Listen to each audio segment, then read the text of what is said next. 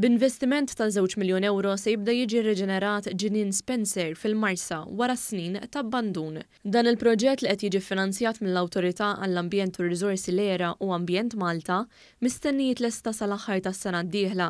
Bħala parti minn dan il-proġett se jinbnew 3 mixtliet tas-siġar biex jitkabbar stok tas-siġar lokali biex jintużaw fi proġetti futuri. Ix-xogħlijiet se jinkludu wkoll it-tpoġġija ta' sistemi ġodda ta' kameras tas-sigurtà u tneħħija ta' speċi aljeni invażivi li se jiġu sostitwiti bi speċi lokali.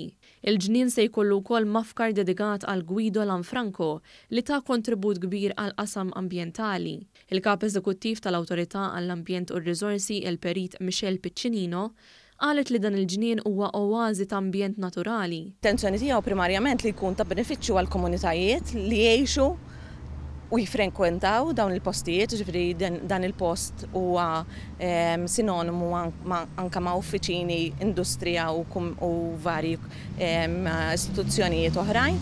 Il-Ministru għall-Ambjent Aron Farrugia qal li waqt il-proċess tal-ippjanar tal-ġnien is-sostenibilità tpoġġiet fuq qudiemnet b'ħafna miżuri u karatteristiċi tad-diżinn li ġew ippjanati speċifikament biex itejbu dan. Il-mod kif ħajġi diżinjat se jkun qed jilqa' mhux biss il-familji imma wkoll dawk il-ħaddiema li jixtiequ jaqgħod taf ftit ħin hawnhekk waqt il-ħin tax-xogħol, imma wkoll tfal tagħna li jistgħu verament hawnhekk jużaw bħala post ta' rekreazzjoni wkoll.